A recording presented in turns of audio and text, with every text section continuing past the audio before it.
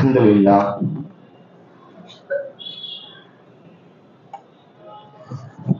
أشهد أن لا إله إلا الله وحده لا شريك له அனைத்து புகழும் அகிலங்களின் இரட்சகராகிய அல்லாஹ்வுக்கே உரியது. அவரை தவிர வேறு தெய்வம் இல்லை என்று நான் சாட்சியை பகிர்கின்றேன். மூன்றாவது அத்தியாயத்தின் 19வது மற்றும் 85வது வசனத்துல அல்லாஹ் சொல்றாரு, சரணடைதல் என்பது மட்டுமே அங்கீகரிக்கப்பட்ட ஒரு மார்க்கமாக இருக்கு அப்படின்னு சொல்றாரு. என்னால் அங்கீகரிக்கப்பட்ட ஒரே மார்க்கம் என்பது சரணடைதல் தான். அந்த சரணடைதல் என்னும் மார்க்கத்துல நம்ம அல்லாஹ்வுக்கு மட்டுமே பரிபூரணமான அதிகாரத்தை தெளிவாக நம்ம புரிந்து கொண்டிருக்கோம். அப்பதான் அது சரணடைதல் என்பது ஏற்படும். ஒரு சரணடைந்தவன் சரணடைந்திருக்கிறோம் என்று சொல்லும் பொழுது அல்லாஹ்வை தவிர வேறு யாருக்கும் எந்த சுயமான சக்தியும் இல்லை என்பதை நம்ம தெளிவாக புரிந்து கொண்டிருக்கோம். அல்லாஹ்வுக்கு மட்டுமே எல்லா சக்திகளும் உள்ளன என்று அசைக்க முடியாத உறுதியான ஒரு நம்பிக்கையை அடைஞ்சிருக்கிறோம்னா அதற்கு பேர் தான் சரணடைதல். இந்த சரணடைதல் தான் கடவுளால் ஏற்றுக்கொள்ளப்படக்கூடியதாக இருக்கு. மற்றவர்களுக்கு சக்தி இருக்கு, மற்றவர்களுக்கு சுயமான சக்தி இருக்கு அப்படி என்பது சரணடைதல் ஆகாது. அத கடவுள் ஏற்றுக்கொள்வது இல்லை. இப்ப இந்த மாதிரி ஒரு தெளிவான ஒரு புரிந்து கொள்ளுதலை நம்ம அடைந்து விட்டோம் என்றால் நம்முடைய வாழ்வு வழிபாடு எல்லாமே அல்லாஹ்வுக்காக நம்முடைய வழிபாடுகள்லாம் கடவுளுக்காக ஆகிவிடும். வேற யாருக்காகவும் செய்ய மாட்டோம். இப்படிப்பட்ட ஒரு சரணடைதலை நோக்கி நம்ம போயிட்டே இருக்கணும். இந்த வாழ்க்கை ஃபுல்லா வாழ்க்கை என்பது கரணம் தப்பினால் மரணம் அப்படிங்கிறது மாதிரி இருக்குது நரகம் என்பது. அப்படி மிஸ் பண்ணிட்டா கூட பெரும் பாக்கியம் சொல்றாரு. நரகத்தின் படுகொலியில இருந்தீங்க அப்படிங்கிறாரு அல்லாஹ். அப்ப அவ்வளவு எச்சரிக்கையா நம்ம இருக்கணும். அல்லாஹ் இந்த மார்க்கத்தை உங்களுக்கு கடினமானதாக ஆக்கிவிட விரும்பவில்லை, மிகவும் லேசானதாகவே ஆக்கி வச்சிருக்கேங்கிறாரு அல்லாஹ். காலம் ஓடிக்கிட்டே இருக்கு, ஒவ்வொரு ஆண்டும் வாழ்க்கையே ஓடுது. இந்த வருடத்தின் முடிவு வந்துருச்சு. நம்ம எவ்வளவு விஷயங்களை நம்ம இந்த ஆண்டு அனுபவிச்சிருக்கோம் இல்லையா? அல்லாஹ் குர்ஆன்ல சொல்றாரு, நன்றியை பற்றி அல்லாஹ் சொல்லும் பொழுது அதனுடைய விஷயங்கள் எதோட ஒப்பிட்டு சொல்றாருன்னா, போலி தெய்வ வழிபாடு செய்யாதீங்க, கடவுளை மட்டும் வழிபடுங்க, நன்றி உடையவர்களாக இருங்க அப்படிங்கிறார். அப்படி ஒப்பிட்டு சொல்றாரு. இந்த நன்றியோட பலாபலன்கள் எவ்வளவோ இருக்கு குர்ஆன்ல. அது அந்த வசனங்களெல்லாம் எடுத்து படிக்கிறேன் நான் 2-3 வாரமா இந்த ஜும்மாவுக்கு தயாராகும் பொழுது திரும்ப திரும்ப படிக்கும் பொழுது ஒவ்வொரு தடவையும் ஒவ்வொரு விதமான ஒரு செயலு காப்பி என்னால எழுதவே முடியல. ரொம்ப எக்கச்சக்கமா வரும். இன்னைக்கு எவ்வளவு நம்ம பேச போறோம்னே தெரியல, அவ்வளவு விஷயங்கள் இருக்குது. ஆனா நமக்கு நேரம் ரொம்ப குறைவானதாக இருக்கு. நம்ம சுயமாக நம்ம கற்றுக்கொள்ள வேண்டிய ஒவ்வொரு ஆத்மாவையும் அதனுடைய சக்திக்கு ஏற்பதான் அல்லாஹ் சுமக்கிறார். என்னுடைய எதிர்ப்பு கடவுளுக்கு எதிராக நான் எப்படி எதிர்த்திருக்கிறோம் அதற்கேற்ற மாதிரி எனக்கு சோதனை அப்படி வாழ்வு வடிவமைக்கப்படுது. அப்ப நாம தான் ஒன்னொன்னையும் தேடி தேடி தேடி கண்டுபிடிச்சுக்கிறோம். காமனா ஒரு விஷயங்கள் இருந்தாலும் பொதுவாக விஷயங்கள் இருந்தாலும் நமக்கு ஒவ்வொருத்தருக்கும் தனித்தனியா வழிகாட்டல் தேவைப்படுது. அல்லாஹ் கூட்டுறது. அல்லாஹ் சொல்றாரு 2வது அத்தியாயத்தின் 172வது வசனத்துல அல்லாஹ் சொல்றாரு, நீங்க அல்லாஹ்வை வழிபடுபவர்களாக இருந்தால் அப்படின்னு கேட்கிறார். சொல்றாரு, நம்பிக்கை கொண்டோரே உங்களைத்தான் நாம் உங்களுக்காக வழங்கிய நல்ல பொருள்களில் இருந்து உண்ணுங்கள், மேலும் நீங்கள் அவரை மட்டுமே வழிபடுபவர்களாக இருந்தால். அளவுகள் பாருங்க. நம்ம சொல்றோம்ல நம்ம அல்லாஹ்வை மட்டும் வழிபடுறோம் அப்படின்னு. அல்லாஹ் சொல்றாரு, நீங்கள் அவரை மட்டுமே வழிபடுபவர்களாக இருந்தால் அல்லாஹ்வுக்கு நன்றியுடையவர்களாக இருங்கள் சொல்றாரு. அப்ப வழிபாடோட அங்க ஒப்பிட்டுறாரு. என்னுடைய வழிபாடு கடவுளை மட்டும்தான் சார்ந்ததாக இருக்கு, அவரை மட்டும்தான் அப்படின்னா நான் நன்றி செலுத்தக்கூடியவனாக இருக்கேன். இந்த ஆண்டு நம்ம எவ்வளவு விஷயங்களை அனுபவிச்சிருக்கோம், எவ்வளவு எவ்வளவு நன்றி செலுத்தியிருக்கோம் நினைச்சு பார்த்தோம்னா ரொம்ப குறைவாகவே இருக்கும். மனிதன் மிக குறைவாகவே நன்றி செலுத்துகிறேன் சொல்றாரு. பொதுவாக ஒரு விஷயத்த சொல்லிடுறாரு, மனிதன் அனைவருமே நன்றி கேட்டவர்கள் சொல்றாரு. ஆதியிலிருந்து பாருங்க, நம்ம உணர முடியும் எப்படி நன்றி கேட்டவர்கள். இங்கேயே நம்ம தெரிஞ்சுக்கிற முடியும் எந்த அளவுக்கு நம்ம நன்றியை செலுத்துறது. பார்க்கறதுக்கெல்லாம் நன்றி செலுத்தணும், ஊங்குறதுக்கெல்லாம் நன்றி செலுத்தணுங்கிற லெவலுக்கு அல்லாஹ் நம்மளுக்கு வாழ்வாதாரங்களை பொழிஞ்சிருக்கிறார், பொழிந்து கொண்டிருக்கின்றார். இப்படி அப்படின்னா செலுத்த வேண்டி இருக்குது. ஆனா நம்மளுடைய நன்றி செலுத்துவதை கலிலமா தடக்கிறார். நீங்கள் மிக குறைவாகவே நன்றி செலுத்துகிறீர்களே அப்படின்னு அல்லாஹ் சொல்றாரு. நீங்கள் உங்களுடைய நன்றி எதுகளை நீங்க காட்டணும்னா என்ன அப்படின்னா அதுக்கு எல்லா வழியும் சொல்றாரு. அல்லாஹ் சொல்றாரு, உங்களுக்கு வழிகாட்டியதற்காக அல்லாஹ்வை துதிப்பதன் மூலம் உங்களுடைய நன்றி எதுகளை காட்டுங்கள் சொல்றாரு. ரொம்ப சிம்பிள் பதிலா, ரொம்ப மார்க்கம் என்பது ரொம்ப எளிதானதாக இருக்கு. அல்லாஹ் நம்மளுக்கு வழிகாட்டி இருக்காரா இல்லையா? சாதாரணமான விஷயம் இல்ல, கடவுள் மட்டும்தான் கடவுள் என்று கூறக்கூடிய விஷயம். நீங்கள் சாத்தானை பழித்து வைத்து அல்லாஹ்வை ஆதரிக்கிறீங்க, அது சாதாரண விஷயம் அல்ல, எளிதான விஷயம் அல்ல. அது மிகவும் நம்மளுடைய ஈகோவுக்கு ரொம்ப கடுமையான விஷயம். அப்ப நம்மளுக்கு வழிகாட்டியதற்காக அல்லாஹ்வை துதிப்பதன் மூலம் நீங்கள் நன்றியறிதலை வெளிக்காட்டுங்கள் என்று சொல்றார். எத்தனை வாட்டி நம்ம சொல்றோம் வழிகாட்டியதற்காக? குறைவாகத்தான் இருக்காது. 2:152 சொல்றாரு,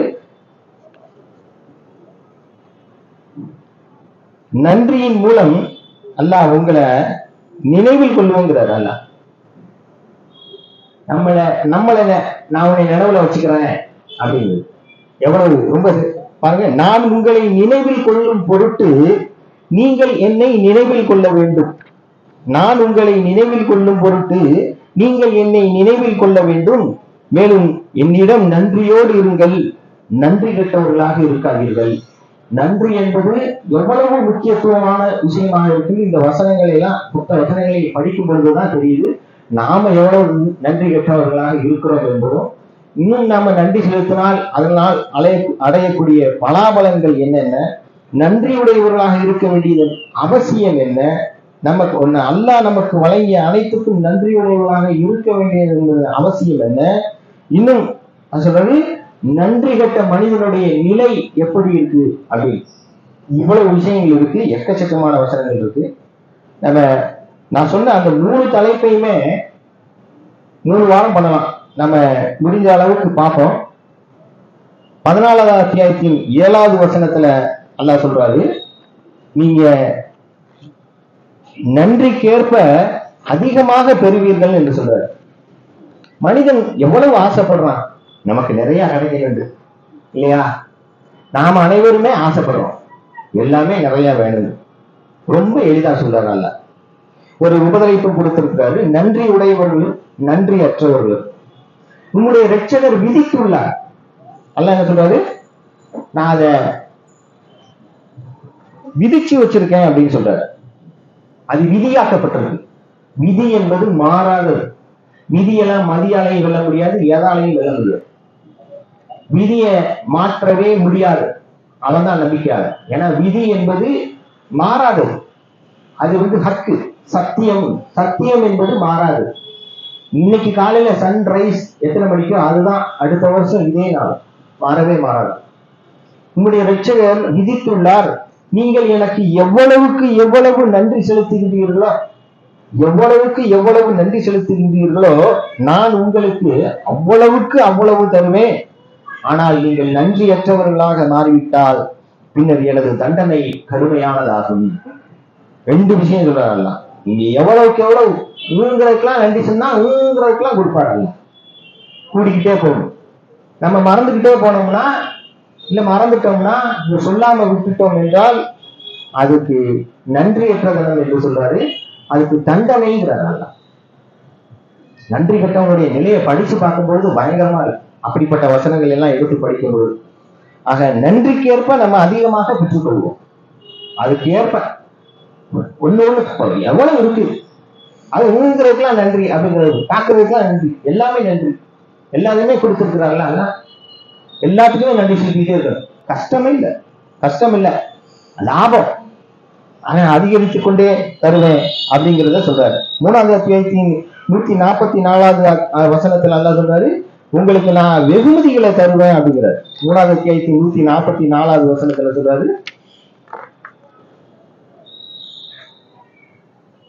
அங்க அந்த அந்த இடத்தை மட்டும் பார்ப்போம்.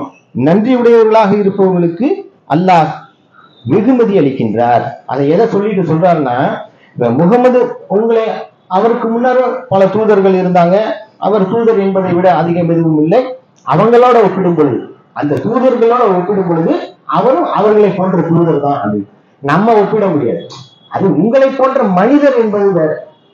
அதுவும் இங்க அல்லாஹ் சொல்றது, முகமது அவருக்கு முன்னர் இருந்த தூதர்களை போன்ற ஒரு தூதர் என்பதை விட அதிகமாக எதுவும் இருந்ததில்லை. அவர் இறந்து விட்டாலோ அல்லது கொல்லப்பட்டு விட்டாலோ உங்களுடைய குதிங்கால்களின் மீது நீங்கள் புறங்காட்டி திரும்பி விடுவீர்களா அப்படின்னு கேட்கிறார். முகமதோட சண்டை போட்டுக்கிட்டு போறாங்க, போர்ல முகமது கொல்லப்பட்டுட்டு அவ்வளவுதான், முடிஞ்சு போச்சு, அவ்வளவுதான் அப்படின்னு திரும்பக்கூடியவர்கள் இருக்கிறாங்க. அங்கே அல்லாஹ்வை நம்பிதான் அப்படிங்கிறத விஷயம். அதைத்தான் அதை ஒப்பிடுறாரு. தன்னுடைய குதிங்கால்களின் மீது புறங்காட்டி திரும்பி விடுகின்ற எவரும் சிறிதளவும் அல்லாஹ்வுக்கு தீங்கு இழைத்து விடுவதில்லை. நன்றி உடையவர்களாக இருப்பவர்களுக்கு அல்லாஹ் வெகுமதி அளிக்கின்றார். அப்ப புறங்காட்டி திரும்பி ஓடாம இருக்கிறது நன்றி உள்ளது விஷயமாக அது சொல்றாரு. புறங்காட்டி திரும்பி ஓடுனா நன்றி கேட்ட தரவுங்கிறாரு. அப்ப அதுதான் இந்த மாதிரி நன்றியை ஒப்பிட்டுட்டே போறாரு. வழிபாடோட ஒப்பிடுறாரு, போலி தெய்வ வழிபாட்டோட ஒப்பிடுறாரு. இந்த மாதிரி திரும்பி போறதை பற்றி சொல்லும் பொழுது, புறங்காட்டி திரும்பி போறதை பற்றி சொல்லும் பொழுது நன்றியோட, நன்றி உடையவர்கள்லாம் அதெல்லாம் செய்ய மாட்டாங்க. யார் இருந்தாலும் இல்லாட்டு அல்லாஹ்வுடைய பாதையில் அவங்க போயிட்டே இருக்காங்க. அவர்களுக்கு எந்த ஒரு விஷயமும் இல்லை, இவர் இருக்கணும் இவர் இல்லை அப்படிங்கிறதெல்லாம் இல்லை. நம்ம அப்படிதான் நம்ம பார்த்துட்டே இருப்போம். நம்மளோட இருந்தவங்க எல்லாம் இல்லாம போயிட்டாங்க, இன்னும் புதுசா வந்துகிட்டே இருக்கிறாங்க, மாறிக்கிட்டே இருக்கு. அதையும் அல்லாஹ் சொல்றாரு. அது தனி விஷயம், அது தனியா பார்ப்போம். இன்னும் 4வது அத்தியாயத்தின் 147வது வசனத்துல அல்லாஹ் நமக்கு சொல்றாரு, நன்றி உடையவர்களை அல்லாஹ் தண்டிக்கிறது இல்லைங்கிறார். எவ்வளவு பெரிய ஒரு விஷயம். 147ல சொல்றாரு, நீங்கள் நன்றி உடையவர்களாகி சொல்றாரு, நீங்கள் நன்றி உடையவர்களாகவும் ஆகிட்டு இன்னும் நம்பிக்கையும் கொண்டுட்டான். அல்லாஹ் சொல்றாரு, நீங்கள் நன்றி உடையவர்களாகி மேலும் நம்பிக்கை கொண்டு விட்டால் உங்களை தண்டிப்பதன் மூலம் நான் என்ன லாபம் காண போறேன் அப்படின்னு கேட்கிறார். அல்லாஹ் உங்களை தண்டிப்பதன் மூலம் அல்லாஹ் என்ன லாபம் அடைய போகின்றார்? அல்லாஹ் பாராட்டுபவர், சர்வமும் அறிந்தவர். அப்ப நன்றி கெட்டவர்களை தண்டிப்பேன் அப்படிங்கிறார். நன்றி செலுத்தி கொண்டு நம்பிக்கை கொண்டு இருந்துட்டா உங்களையா நான் தண்டிக்கிறேன் அப்படின்னு கேட்கிறார். அப்ப தண்டனை என்பது இல்லாமல் இருக்க நாம் விரும்பினோம் என்றால் அல்லாஹ் சொல்ற அந்த நன்றியை செலுத்துவது. அதை நான் சொன்னேன்ல அந்த வசனம், நீங்க கடவுளை துதிப்பதன் மூலம் அல்லாஹ்வுக்கு நீங்க நன்றி செலுத்துங்க. ரொம்ப சிம்பிளான விஷயம். சுப்ஹான் அல்லாஹ், அல்ஹம்துலில்லாஹ், அல்லாஹ் அக்பர், மாஷா அல்லாஹ், லா குவத்த இல்லா பில்லாஹ், அப்படி துதிச்சுக்கிட்டே இருக்கு. அல்லாஹ்வை ஆதரித்துக் கொண்டே இருக்கணும், சாத்தான பழித்துரைத்துக் கொண்டே இருக்கணும், அதுவும் சேர்ந்துருவாங்க. அப்ப நாம நன்றி உடையவர்களாக இருந்தால் நம்மளை அல்லாஹ் தண்டிக்கிறது இல்லை. தண்டிச்சு நான் உங்களை என்ன காண போறேன் அப்படின்னு கேட்கிறார். 14வது அத்தியாயத்தின் 5வது வசனத்துல அல்லாஹ் சொல்றாரு, அந்த படிப்பினைகள் நமக்கு எதை கற்று தருது அப்படிங்கிறத 5வது வசனத்துல சொல்றாரு. இவ்வாறே உங்களுடைய சமூகத்தாரை இருளில் இருந்து வெளியேற்றி ஒளியினுள்ளே வழி நடத்துவீராக, மேலும் அல்லாஹ்வின் நாட்களை பற்றி அவர்களுக்கு நினைவூட்டுவீராக என கூறி மோசஸை நம்முடைய அற்புதங்களுடன் நாம் அனுப்பினோம். உறுதியுடையவர்களாக நன்றி செலுத்தக்கூடியவர்களாக இருக்கின்ற ஒவ்வொருவருக்கும் இவை படிப்பினைகளாகும். உண்மையிலே அது ஒரு படிப்பினை தான். இருளில் இருந்து வெளியேற்றி நம்மளையும் ஒளியின் பால் நடத்தினார் அல்லாஹ் இல்லையா?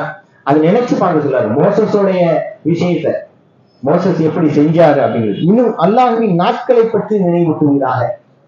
நம்மளாம் சந்திச்சா எதை பத்தி பேசணும் அப்படிங்கிறது தான் இதெல்லாம் சொல்லுது. அல்லாஹ்வின் நாட்களை பற்றி நினைவூட்டணும், நமக்கு அல்லாஹ் புரிந்த அருட்கொடைகளை பற்றி பேசிக்கிட்டே இருக்கணும். அல்லாஹ்வை பற்றி தான் பேசணும். வேற பேச்சுக்கு என்ன இருக்குது? ஒண்ணுமே இல்லை. ஆக இங்கே அற்புதங்களுடன் நாம் அனுப்பினோம். உறுதி உடையவர்களாக நன்றி செலுத்தக்கூடியவர்களாக இருக்கின்ற ஒவ்வொருவருக்கும் இவை படிப்பினைகளாகும். நன்றி செலுத்தக்கூடியவர்களுக்கு படிப்பினைகள் இருக்குகிறார். நன்றி செலுத்தாதவர்களுக்கு எந்த படிப்பினையுமே கிடையாது அப்படிங்கிறத நம்ம இதுல பார்க்கிறோம். 16வது அத்தியாயத்தின் 121வது வசனத்துல அல்லாஹ் சொல்றாரு என்னன்னா, நன்றியால் நம்மளை தேர்ந்தெடுப்பேன் அப்படிங்கிறார். நம்மளுடைய நன்றியால் அல்லாஹ் சொல்றாரு 121. அது ஆபிரகாமுடைய விஷயத்தை ஒப்பிட்டு சொல்லும் பொழுது சொல்றாரு, ஆபிரகாம் உண்மையில் அல்லாஹ்வுக்கான தனது சரணடைதலில் மிகச் சிறப்பானது ஒரு முன்னோடியாக ஒருபோதும் போலி தெய்வங்களை வழிபடாத ஓர் ஏகத்துவவாதியாக இருந்தார். அவருடைய இரட்சகரின் நல்ல ஆசிகளுக்கு அவர் நன்றி உடையவராக இருந்த காரணத்தால், ஆபிரகாமை பற்றி சொல்லும் பொழுது அவருடைய இரட்சகரின் நல்ல ஆசிகளுக்கு அவர் நன்றி உடையவராக இருந்த காரணத்தால் அவரை அவர் தேர்ந்தெடுத்துக் கொண்டார். தேர்ந்தெடுக்கிறதுக்கு ஒரு காரணம், நேர்வழியில வழிகாட்ட ஒருத்தரை தேர்ந்தெடுப்பதற்கு ஒரு காரணம் சொல்றாரு, அவர் நன்றி உடையவராக இருந்த காரணத்தால் அப்படிங்கிறார். அப்ப நன்றியுடைய பலாபலன்ல இதுவும் என்னன்னா, நாம் நன்றி செலுத்தினோம் என்றால் அல்லாஹ் நம்மளை தேர்ந்தெடுப்பார், மேலும் நேரான ஒரு பாதையில் அவரை வழி நடத்தினார். அப்ப நேரான பாதையில நம்ம இருந்துகிட்டே இருக்கணும் அப்படிங்கிறதும், நம்மளை அல்லாஹ் தேர்ந்தெடுக்க வேண்டும் என்றால் அல்லாஹ் சொல்றாரு நாம் நன்றியுடையவர்களாக இருக்க வேண்டும் அப்படிங்கிறத சொல்றாரு. 39வது அத்தியாயத்தின் 7வது வசனத்துல சொல்றாரு, அதுல அல்லாஹ் சொல்றாரு திருப்தியை பத்தி சொல்றாரு. 7வது வசனத்துல, நீங்கள் நம்ப மறுத்தால் அல்லாஹ் எவர் ஒருவருடைய தேவையும் இல்லாதவர். அல்லாஹ் சொல்றாரு, நீங்க என்னை நம்ப மறுத்துட்டீங்கன்னா எனக்கு யாருடைய தேவையும் இல்லை. ஆனா நம்ப மறுத்தோம்னு வச்சுக்கோங்க, நமக்கு தேவை எக்கச்சக்கமா இருக்கு, ஒவ்வொரு வினாடியுமே இருக்கு. அது அல்லாஹ்வுடைய தேவையாக இருக்கு. அல்லாஹ்வுடைய தேவைதான் நமக்கு, வேற யாருடைய தேவை நமக்கு இல்லை. ஆனா அல்லாஹ்வுக்கு யாருடைய தேவையும் இல்லை. ஆனால் தன் ஊழியர்கள் தவறான முடிவெடுப்பதை காண அவர் விரும்புவதில்லை. நன்றியுடையவராக இருக்க நீங்கள் முடிவெடுத்தால் அவர் உங்கள் பால் திருப்தி கொள்கின்றார். சரியா செஞ்சிடாமா, சூப்பர், அல்லாஹ் திருப்திப்படுகிறார். நம்ம எப்படி நம்மளுடைய துணைகளோ பிள்ளைகளோ ஊழியர்களோ முதலாளியோ நம்மளை அப்படி திருப்தி கொள்றது, நாம திருப்தி கொள்றதுங்கிறது நமக்கு எவ்வளவு ஒரு முக்கியமான விஷயமாக இருக்கு. அது அல்லாஹ் சொல்றாரு தன்னுடைய ஊழியர்கள் தவறான முடிவு எடுப்பதை விரும்புறது இல்ல அப்படின்னு சொல்லி கனெக்ட் பண்றாரு. நன்றி உடையவராக இருக்க நீங்க முடிவு எடுத்துட்டா அப்படின்னு எப்படி கனெக்ட் பண்றாரு அல்லாஹ் சொல்றதுங்க நல்லா கவனிங்க. தன் ஊழியர்கள் தவறான முடிவு எடுக்குது. நன்றி கேட்ட கணமெல்லாம் தவறான ஒரு முடிவு தான். நன்றி செலுத்தாம இருக்கிறது நல்ல முடிவு அல்ல, ஒரு தவறான முடிவு. ஆக நன்றியுடையவராக இருக்க நீங்கள் முடிவு எடுத்தால் அவர் உங்கள் பால் திருப்தி கொள்கின்றார் அப்படின்னு சொல்றாரு. அப்ப நம்ம அல்லாஹ்வுடைய திருப்தியை பெறுவதற்கு 18 நிமிஷத்துக்கு மேல ஆயிடுச்சு. ஆமா, அல்லாஹ்வுடைய திருப்தியை பெறுவதற்கு நம்ம நன்றி செலுத்த வேண்டும். தொடர்ந்து பார்ப்போம் தூபுகள் எல்லாம்.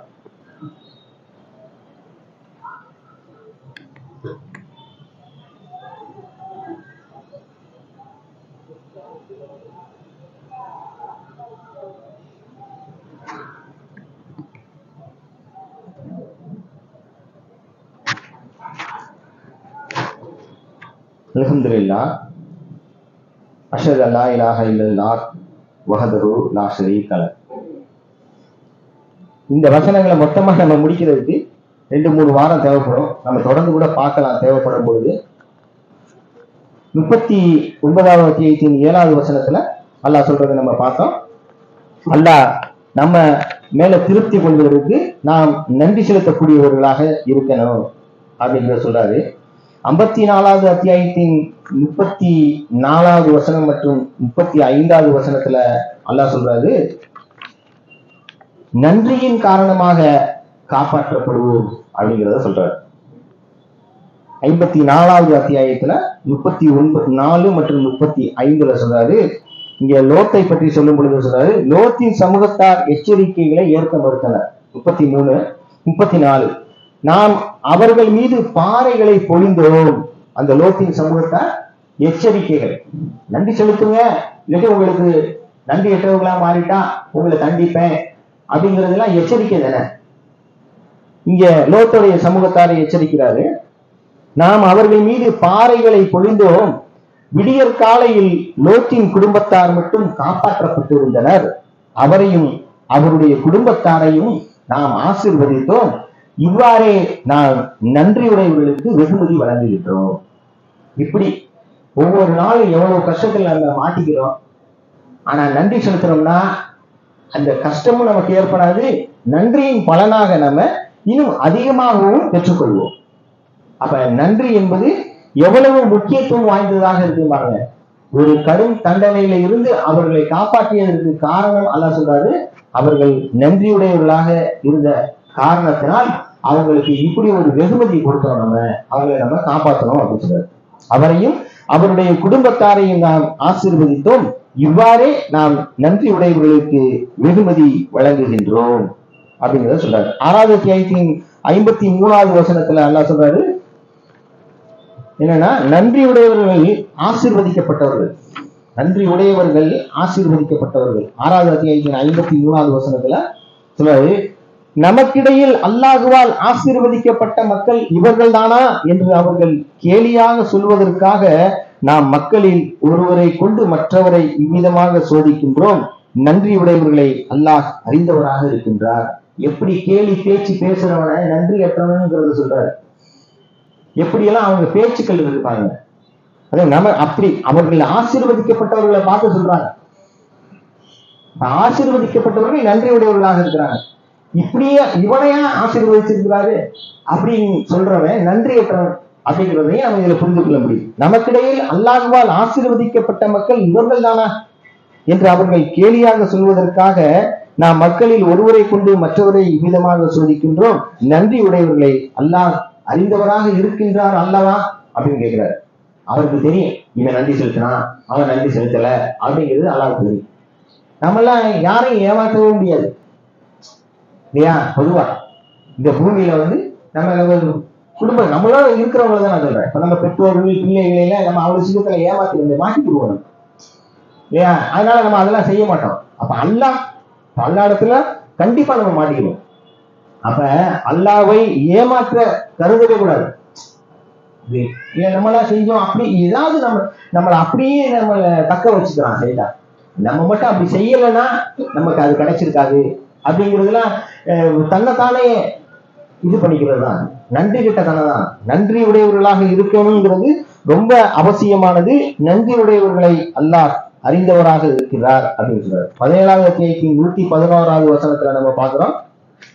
அல்லாஹ் சொல்றாரு, அங்க நமக்கு கட்டளையிடுறாரு, மேலும் பிரகடனப்படுத்துவீராக, புகழ்ச்சி அல்லாஹ்வுக்குரியது, அவர் ஒருபோதும் பிள்ளை ஒன்றை பெற்றெடுக்கவில்லை, மேலும் அன்றி அவருடைய அரசுரிமையில் அவருக்கு பங்குதாரர்களும் இல்லை, அன்றியும் பலகீனம் காரணமாக கூட்டணி எதுவும் அவருக்கு தேவையும் இல்லை.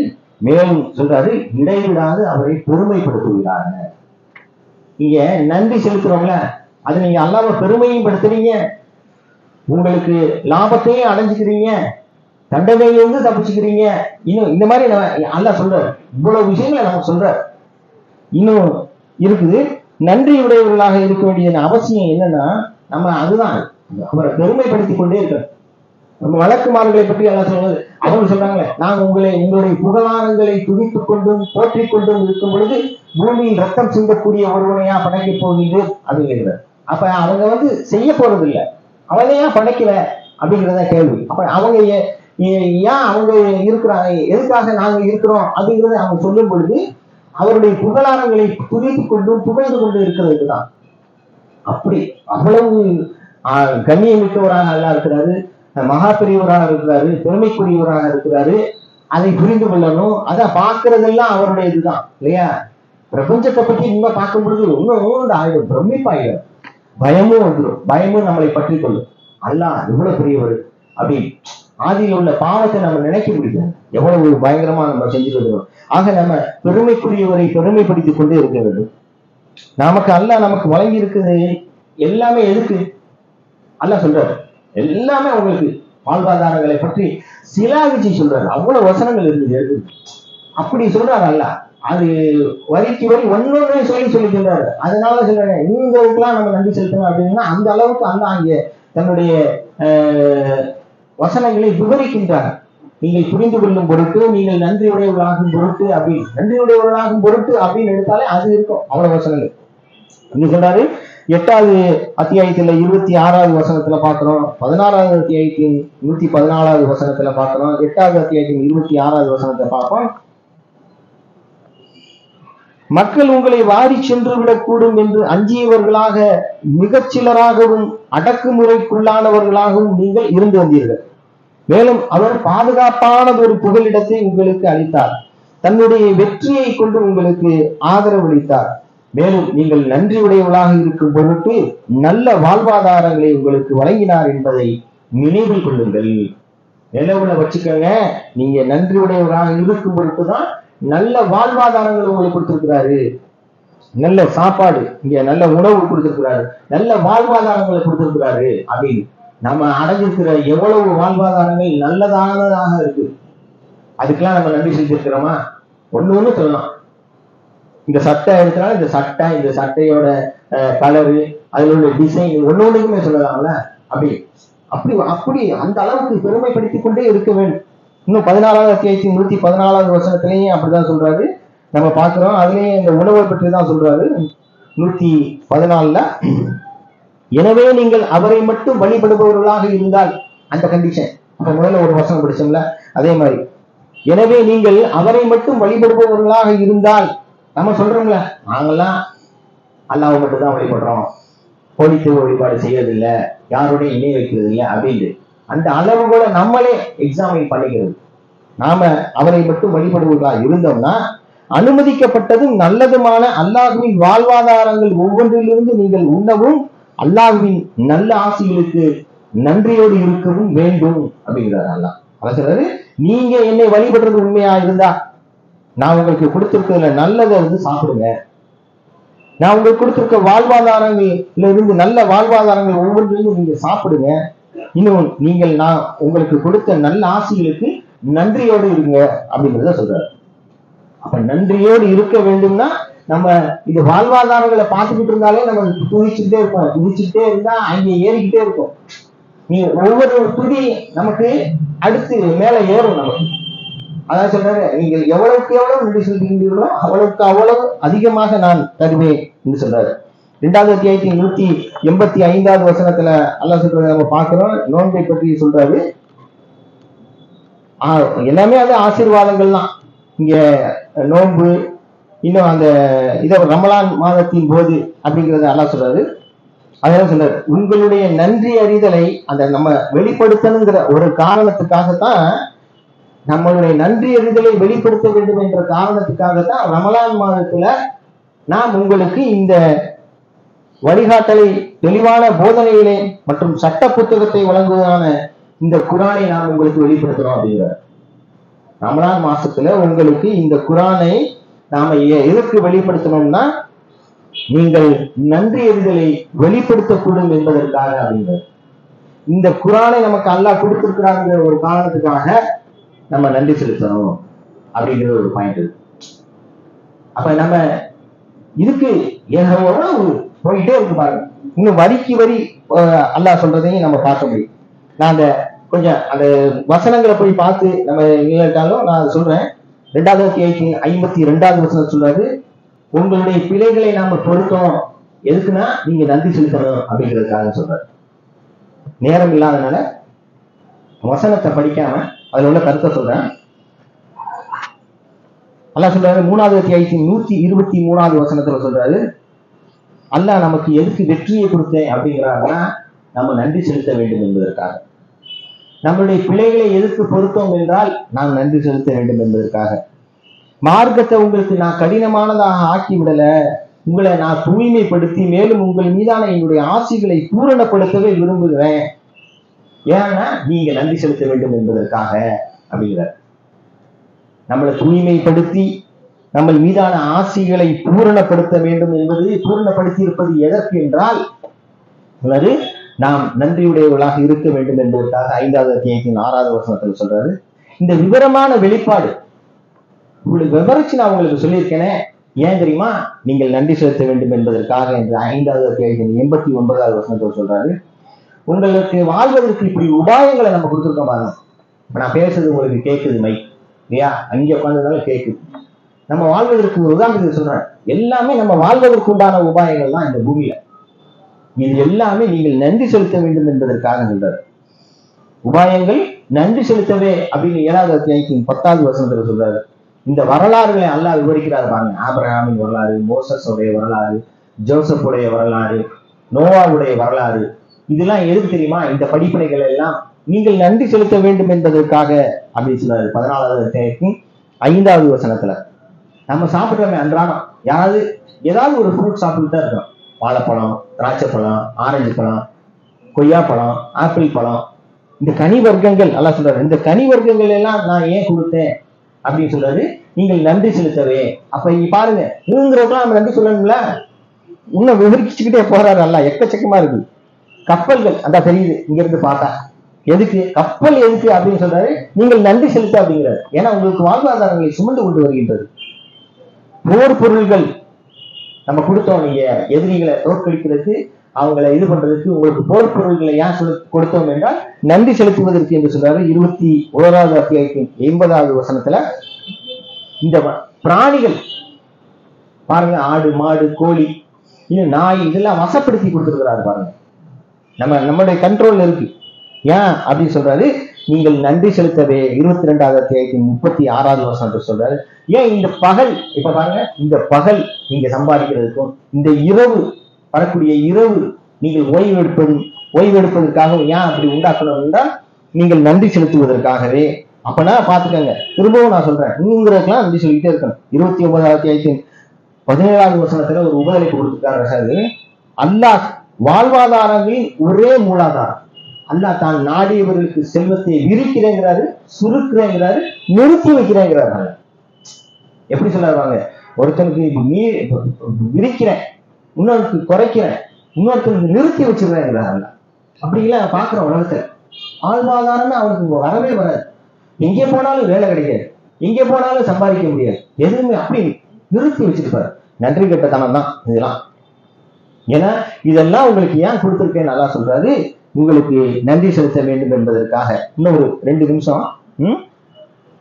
உங்களுடைய வாழ்க்கை துணைகள் நீங்க நன்றி செலுத்த, உங்களுடைய குழந்தைகள் நீங்கள் நன்றி செலுத்த, உங்களுடைய பேர குழந்தைகள் நீங்கள் நன்றி செலுத்த விவரிக்கிறார் அல்லாஹ். இதெல்லாம் நான் சொல்லல. நல்ல வாழ்வாதாரங்களும் நல்லாசிகளும் நன்றி செலுத்த 16வது அத்தியாயத்தின் 72வது வசனத்துல நம்முடைய வாழ்க்கை துணைகள், நம்மளுடைய பிள்ளைகள், நம்மளுடைய பேர குழந்தைகள், நல்ல வாழ்வாதாரம் எல்லாமே உங்களுக்கு நன்றி செலுத்த. ஏன் பா எவ்வளவு பேசி தண்ணி குடிக்கணும்னு தோணுது, அதே குடிநீர் அதை சொல்றாரு. நாம அணிந்து கொண்டிருக்கும் ஆபரணங்கள் நன்றி செலுத்த. இவங்களுக்கெல்லாம் செலுத்த வேண்டியிருக்கு.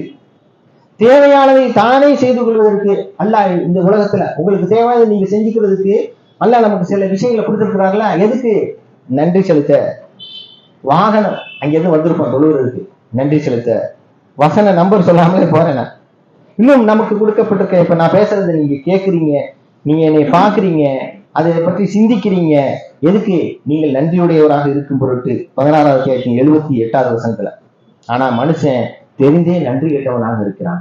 16வது அத்தியாயத்தின் 80வது வசனத்துல இருந்து 83வது வசனத்து வரைக்கும் படிச்சோம்னா அவன்லாம் தெரிஞ்சே நன்றி கேட்டவனா இருக்கான். இவ்வளவு நம்ம தெரிஞ்சிருக்கோம்ல, இதுக்கு நன்றி செலுத்துறோமா?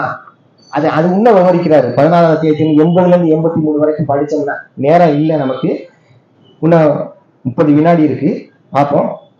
வளமான பாக்கியம், நல்ல நிலம், அதாவது பாக்கியமான இடத்துல எங்களை இறக்கி வைங்க நோவா கேட்கிறாங்கல்ல, அது மாதிரி நல்ல வளமான இடத்துல, ஒரு பாக்கியமான ஒரு நிலத்துல அல்லாஹ் உங்களை வாழ வைக்கிறதுக்கும் உங்களை மன்னிக்கிறதுக்கும் அல்லாஹ் என்ன சொல்றாருன்னா நீங்க நன்றி செலுத்துங்கிறாரு. 34வது அத்தியாயத்தின் 15வது வசனத்துல, 34வது அத்தியாயத்தின் 19வது வசனத்துல சொல்றாரு. இன்னும் நன்றி கெட்டவர்களுடைய உதாரணங்கள் இருக்குது, அதையும் நம்ம பார்க்கலாம். நன்றி கெட்டவனுடைய உதாரணங்கள் எக்கச்சக்கமா இருக்கு. நம்ம ஒரே ஒரு வசனம் வேணா பார்த்துடலாம். அந்த சீபாவுடைய வரலாறுல அல்லாஹ் சொல்றாரு, அவர்களை தண்டித்ததுக்கு உண்டான காரணம் என்னன்னா அவங்க நன்றி கிட்டத்தனமாக தான். அவங்களுக்கு கசப்பான இதையும் கொடுத்தோம், அவங்களுக்கு பாதுகாப்பு பற்றிய ஒரு அச்சத்தை கொடுத்தோம் அப்படிங்கிறாரு. ஏன்னா அவர்கள் நன்றி கெட்டவர்களாக மாறிட்டாங்க. நல்ல உணவு கிடைக்கல, பாதுகாப்பு இல்லாத ஒரு சூழ்நிலையா, அதுக்கு காரணம் நன்றி கெட்டதனம் தான். இவ்வளவுதான் சிஸ்டம். இதுதான் அல்லாஹ் சொல்றது. நெருப்புனா சுடுங்கிறது மாதிரி இதுதான் சிஸ்டம். இப்படி உங்களுக்கு நடக்குதுன்னா இப்படி இருக்கிறோம், ஆக நம்ம இப்படி மாறிக்கொள்ள வேண்டும் என்பதுதான். இன்ஷா அல்லாஹ் அப்படி மாறுறதுக்கு அல்லாஹ் நமக்கு அருள் செய்யணும். இன்னும் எக்கச்சக்கமா இருக்கு, இன்னொரு நாள் வேணா பார்க்கலாம். அக்கிமுஸ்ஸலாத், தொழுகையை நிலைநாட்டுவோம்.